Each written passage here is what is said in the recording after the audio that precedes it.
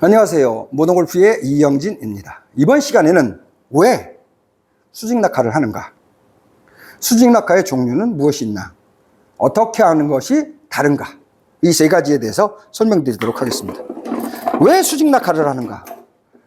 이렇게 팔과 클럽이 떨어지는 것을 우리는 수직낙하라고 합니다. 이렇게 떨어지는 것을. 왜 수직낙하를 수직낙하를 왜 하는가?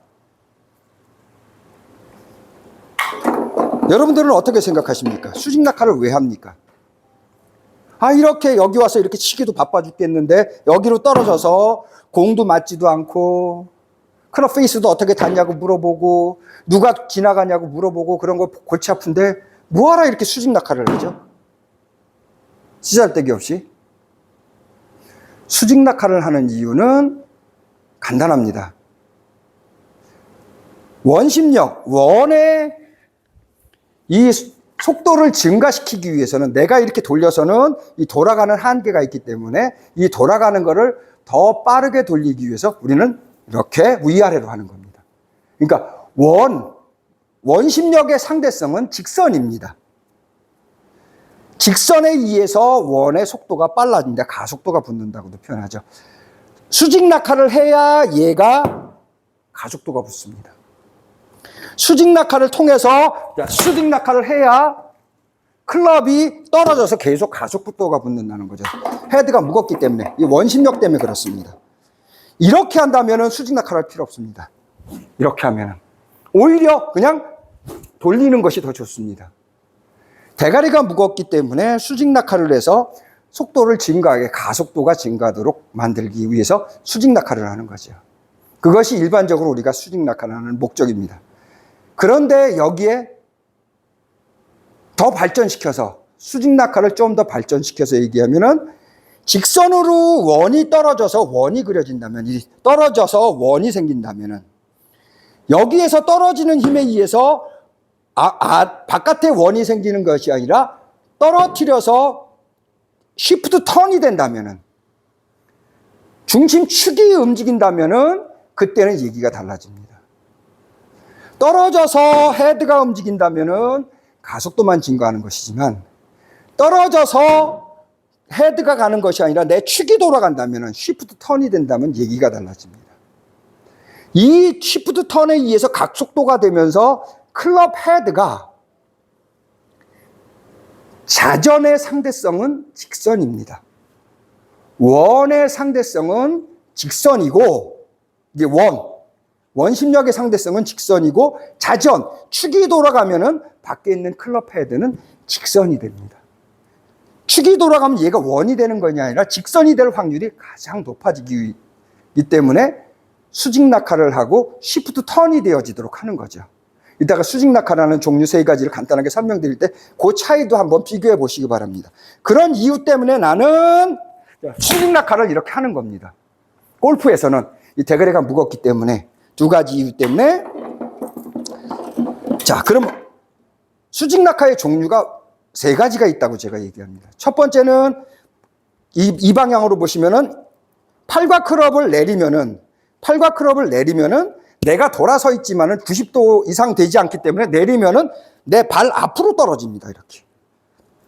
손과 클럽 헤드가 내 발 앞으로 떨어집니다. 이거를 저는 떨어뜨리는 수직낙하라고 그러죠. 중력. 내가 떨어뜨리는 거죠.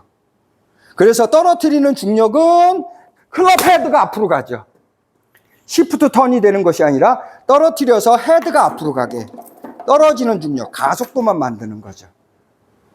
이번에는 떨어져지는 팔과 클럽은 가만히 있고 코어가 동작을 해서 프로네이션, 외회전, 등골축 뒤집기를 딱 해서 떨어져지게, 이렇게 떨어져지게 만들면은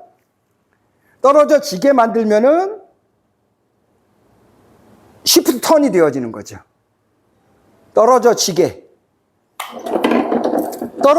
만들면은 힐로 떨어집니다. 샤프트 면으로 이렇게.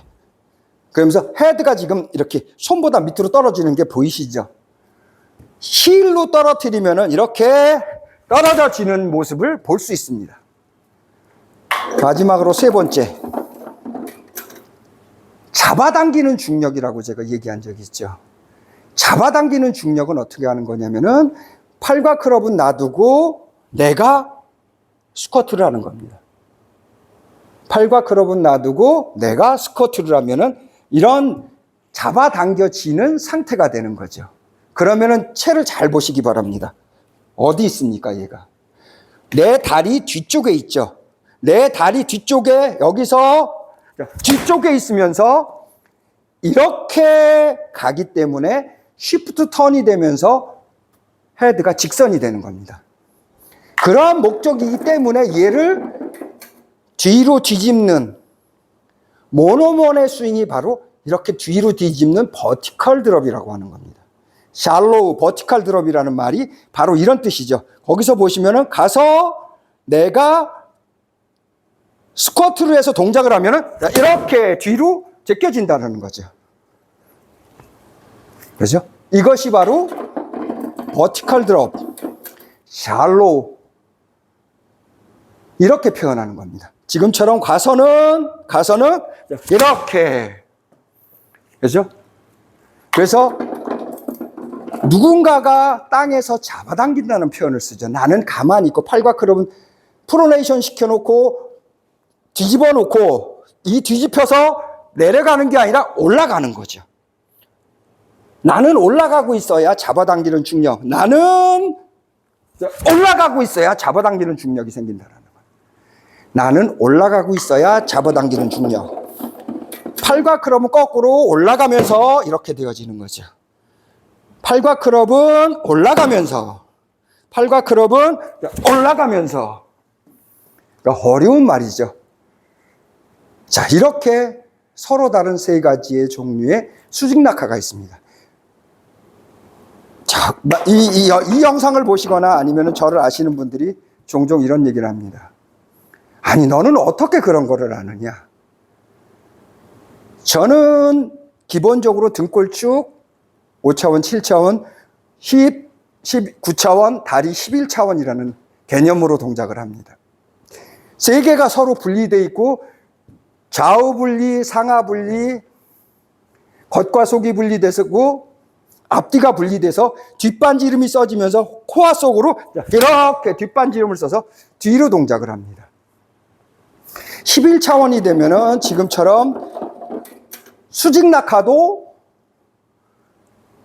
뒤로 가는, 잡아당기는 수직 낙하, 중력을 쓰고 가는 것이 아니라 막고 버티고 있죠. 뒤에서 막고 버티면은 이렇게 뒤로 빠지면서 이렇게 동작이 되거든요. 이러한 기능을 할 줄 알기 때문에, 원리를 알고 있기 때문에 수직 낙하도 세 가지 종류로 구분하는 겁니다. 그러니까 일반적으로 평균적으로 아마추어들은 7차원 정도면은 싱글하는 데는 전혀 문제가 없습니다. 9차원은 어느 정도의 분들이 하는 거냐? 골프가 제2의 직업이신 분들이 있죠. 아마추어면서도 제2의 직업인 분들, 로우 싱글들, 고수들이 거의 9차원 정도의 실력으로 동작을 하고 프로들은 11차원의 동작을 한다고 보시면 됩니다. 팔과 클럽은 가만히 있고 다리로만 동작을 하는 거죠. 이렇게. 모던 기준으로 다리만 동작하고 잡아당기는 중력에 맞고 버텨서 기다리고 있으면은 클럽이 알아서 동작을 하죠. 이렇게. 이렇게 표현해 드리면 더 좋을 것 같네요.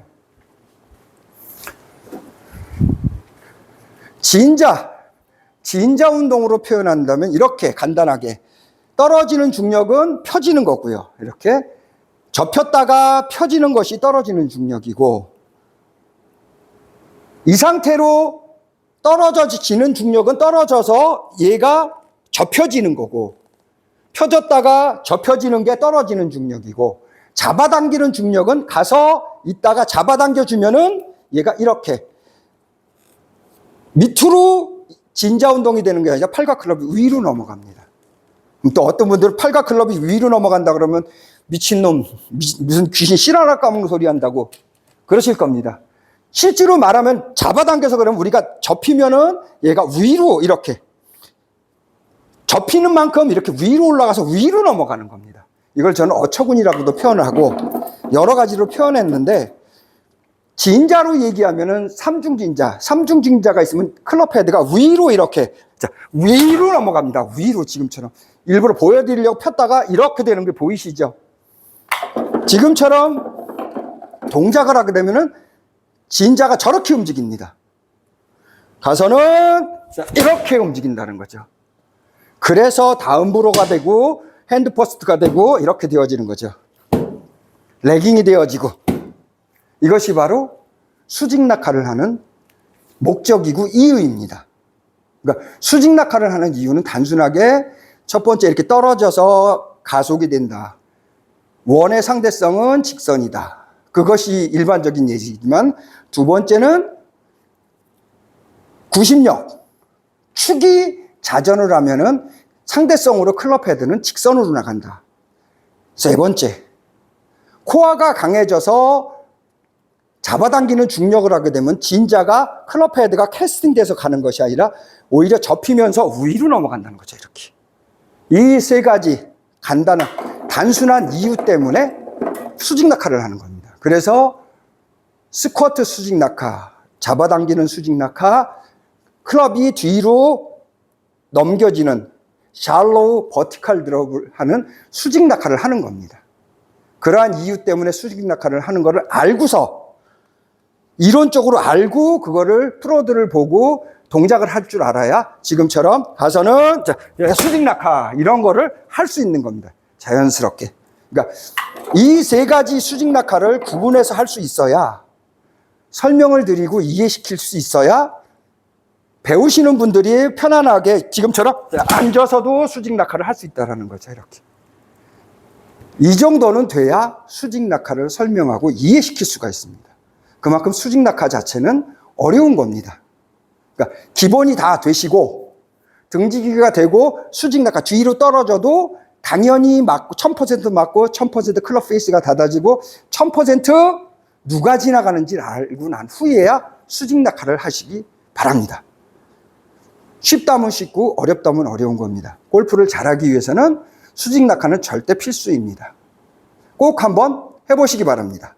모던골프의 이영진이었습니다. 감사합니다.